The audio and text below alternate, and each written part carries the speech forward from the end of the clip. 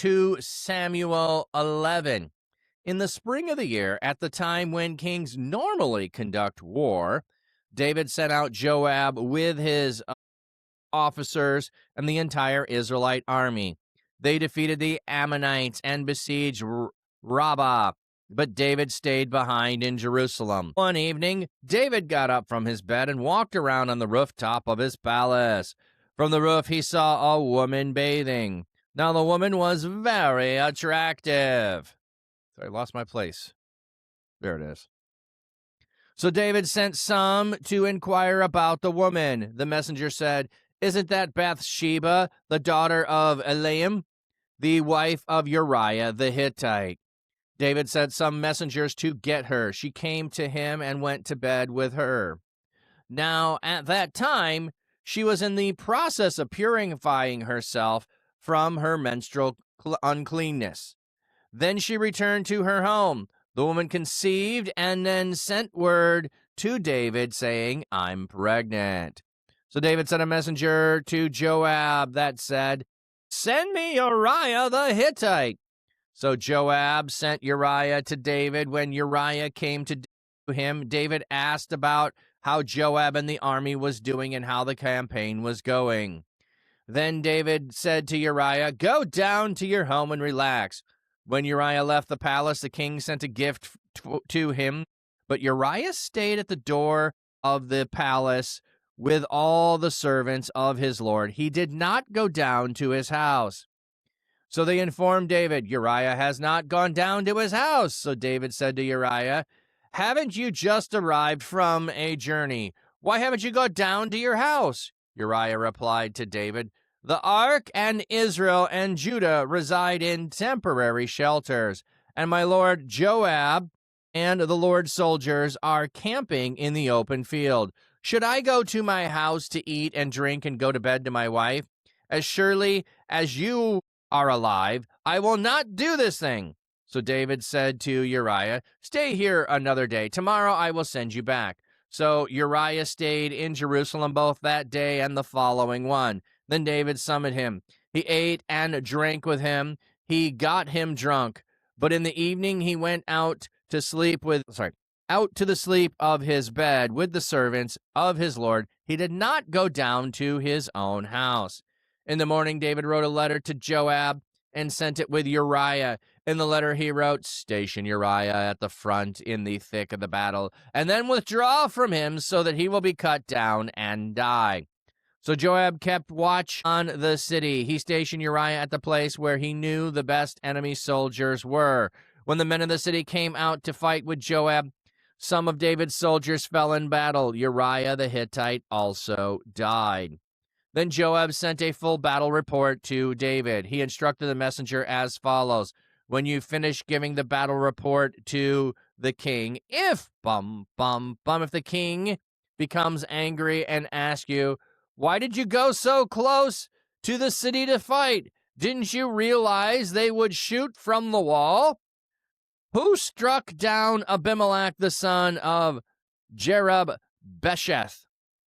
Didn't a woman throw an upper millstone down on him from the wall so that he died in Tebez?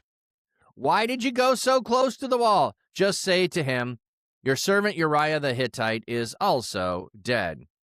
So the messenger departed. When he arrived to inform David all the news that Joab had sent with him, the messenger said to David, "The men overpowered us and attacked us in the field, but we forced them to retreat all the way to the door of the city gate. Then the archers shot down at your servants from the wall, and some of the king's soldiers died. Your servant Uriah the Hittite is also dead." David said to the messenger, "Tell Joab, don't let this thing upset you. There is no way to anticipate whom the sword will cut down. Press the battle against the city and conquer it. Encourage him with these words." When Uriah's wife heard that her husband Uriah was dead, she mourned for him. When the time of mourning passed, David had her brought to the palace. She became his wife, and she bore him a son. But what David had done upset the Lord. So as I pointed out in the previous chapter, David doesn't initially go out to fight.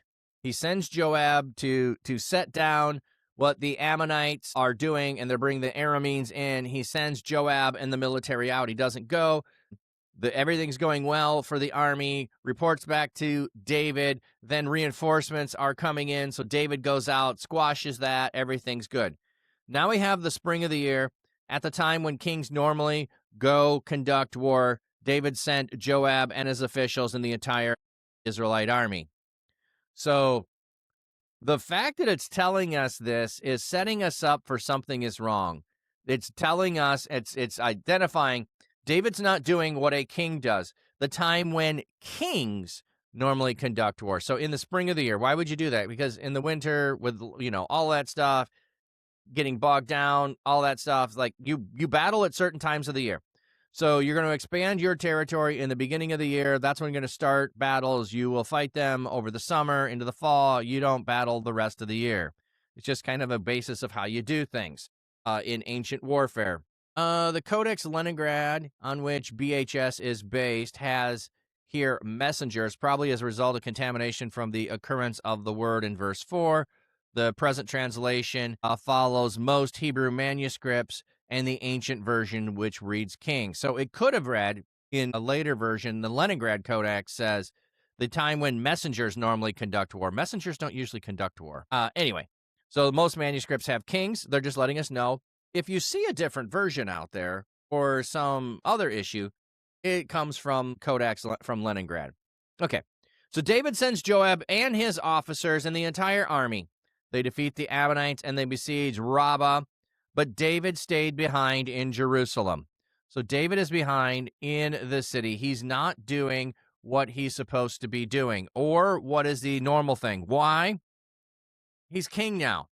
On some level, he is no longer pursuing what his full duty is. He is taking in all of the accolades of some regard. Exactly what the motive is, don't fully know. However, while he is home, one evening, David got up from his bed and walked around on the rooftop of his palace. From the roof, he saw a woman bathing. Now, the woman was very attractive. I have heard people go in the direction of Bathsheba is doing something wrong. No. In the evening, bathing on your roof when it is dark so the people can't see you would be what you would do. And, he's from the palace. He has a higher vantage point. How could you hide from being up, from people up above? Like, she's doing this in the privacy of night, okay? He notices she's very attractive. David already has, to our knowledge, 7 wives. He already has 7 wives.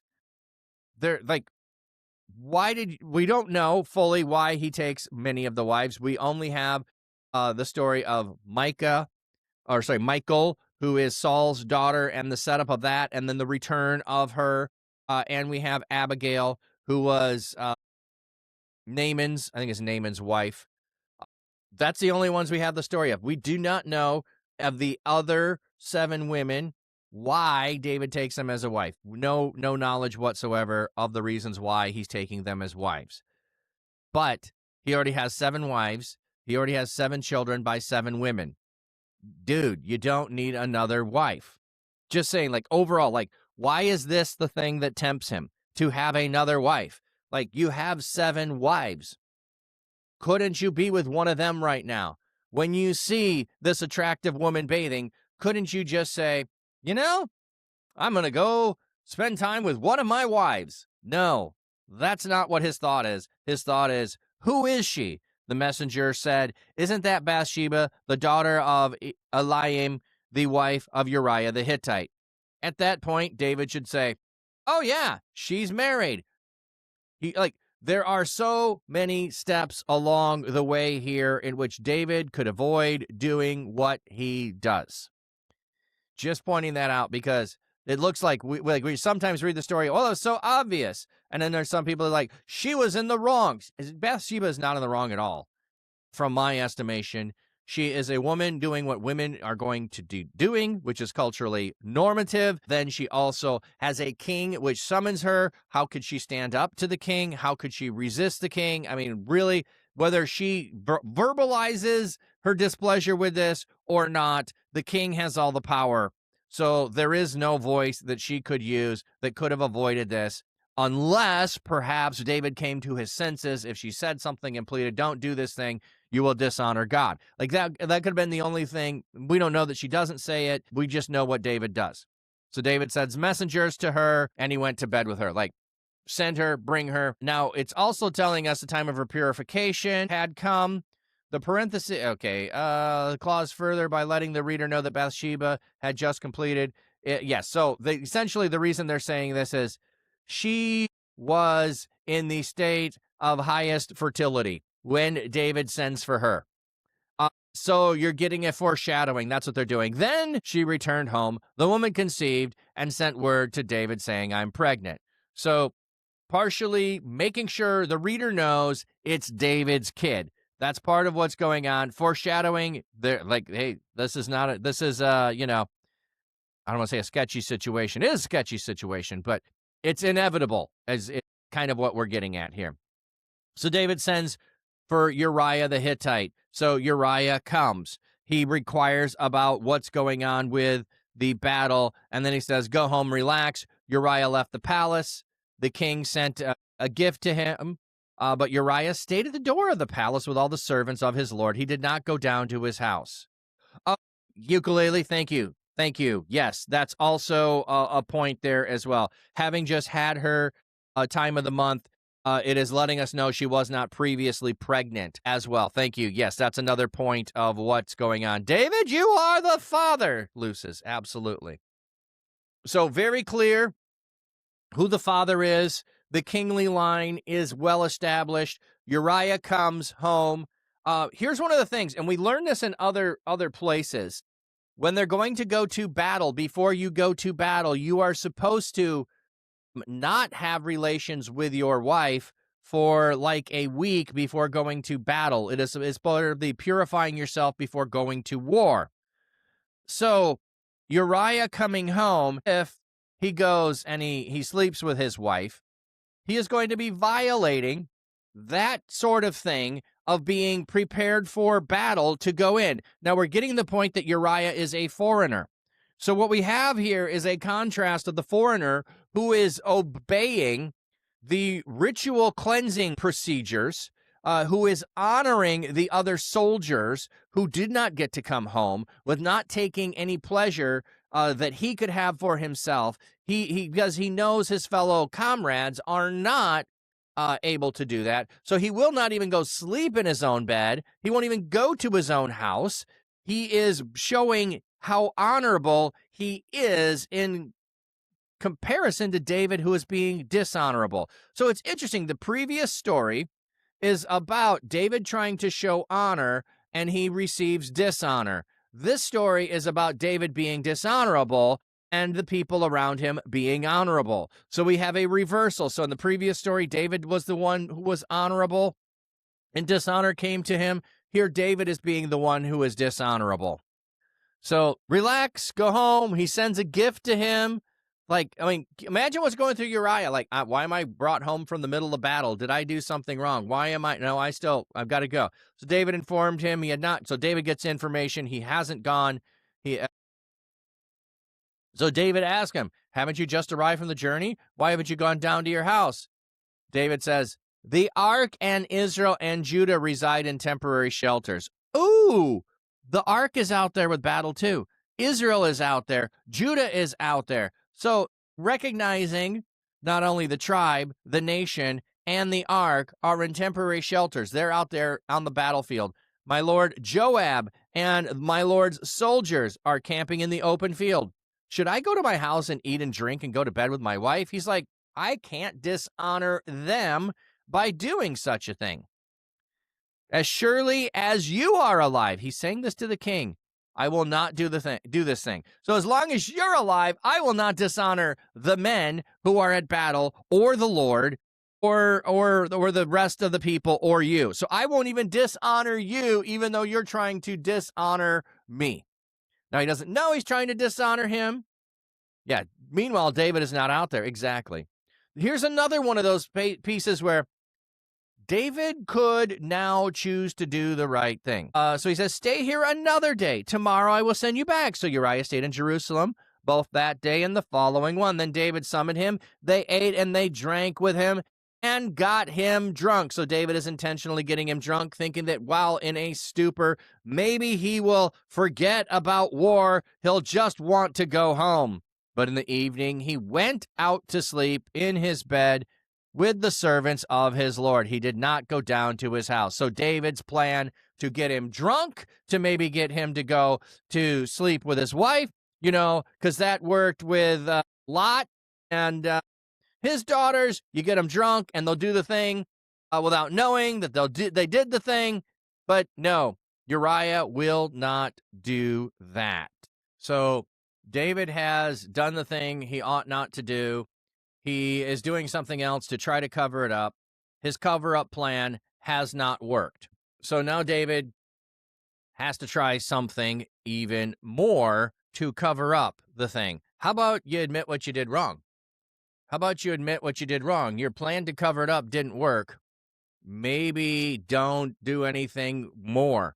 Here's one of those lessons that we can take from this. Often our plans to cover up the thing that we did wrong ends up worse than the thing that we are trying to cover up. Just saying. So, in the morning, David wrote a letter to Joab and sent it with Uriah. I mean, look at the gall here.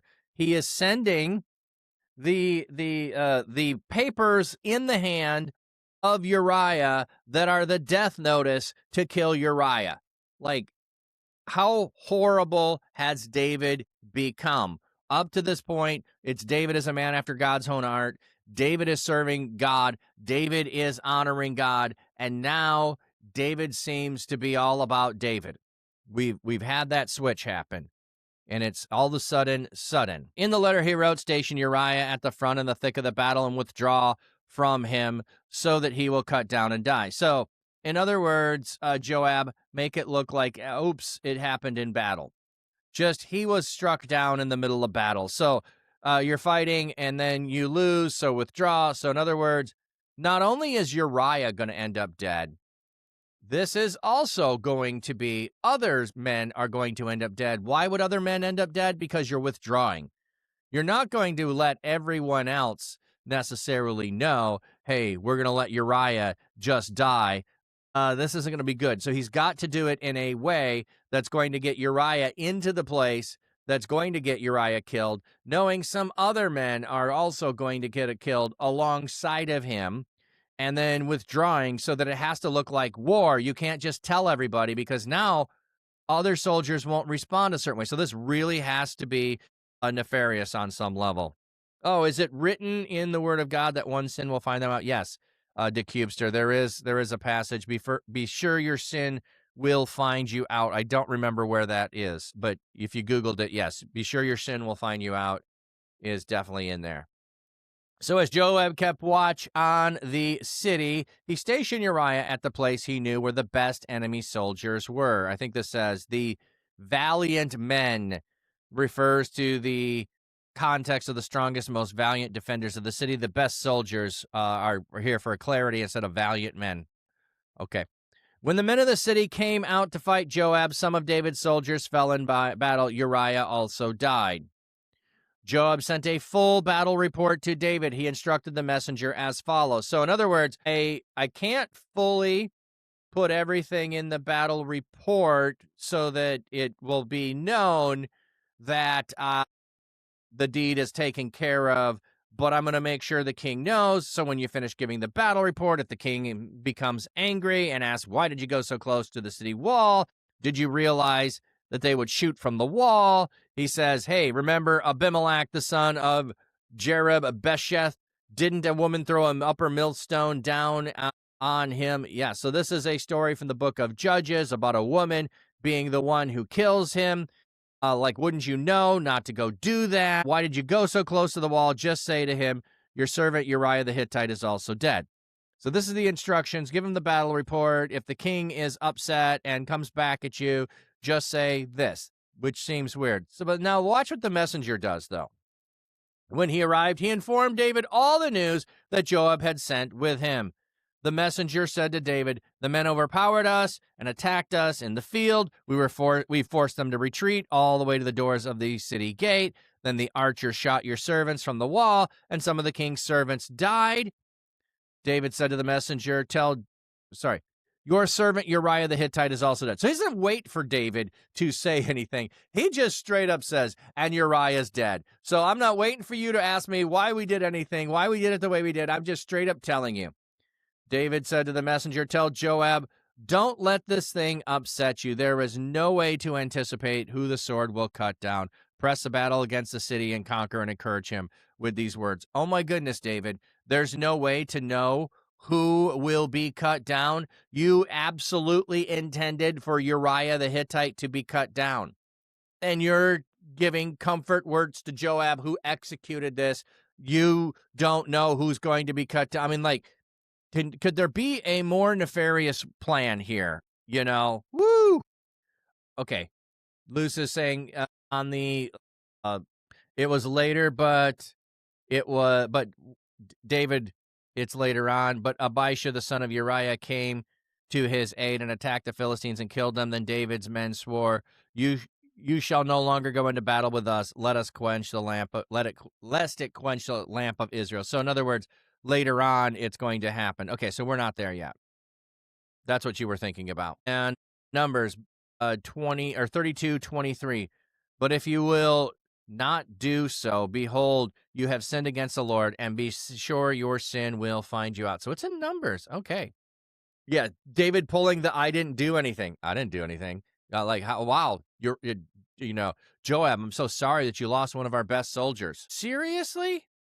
But again, those words are probably going to be spoken in the presence of other people, not just Joab. So other soldiers are going to hear this. They're going to see it as comfort from the king on some level to Joab, so that if Joab is acting weird, we know why Joab is acting weird. David is on full cover-up mode. That's what he is. Yeah, this reads as it's a crime drama and a true crime series, yes.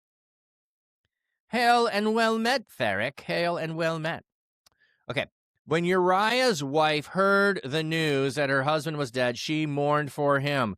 When the time of mourning passed, David brought her to the palace. She became his wife, and she bore his son. But what David had done upset the Lord. Yes. So she does what she's supposed to do. She does her time of mourning. Now, normally, I thought a time of mourning was a full year that you would have wore widow's garb. So it could be that at this time, it wasn't a full year. It could have been less than that. This is death really, really soon, within a month, or I should say, okay. It probably takes a month for her to be able to realize that she's pregnant, to be able to go, oh, wow, I'm pregnant. It could be 40 days. Let's just pick it as 40 days, just for simplicity's sake.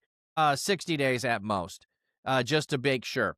So bringing the husband in, trying to cover things up, sending him to the front, and dying. So if she is 60 days, let's say, by all the time that takes place, and she has 6 months of mourning, and then David is going to bring her into the palace, that's at 8 months. That's at 8 months. That's a good estimate, maybe, of when he brought her into the palace if she mourns for 6 months. Like I said, normally I thought periods of mourning of a widow was going to be a full year, but we have David bringing her into the palace to become his wife, and she bears him a son, and David is upset, or God is upset with what David has done. And it's like almost like an understatement. But what David had done upset the Lord. It's almost like it should be a surprise to us.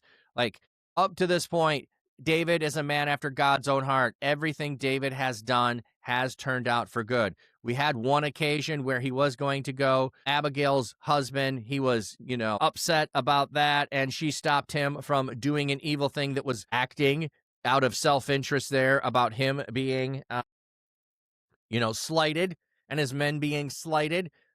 That's the only indication of anything that was like, ooh, maybe not something you should do, David. Here's the second one. That's it.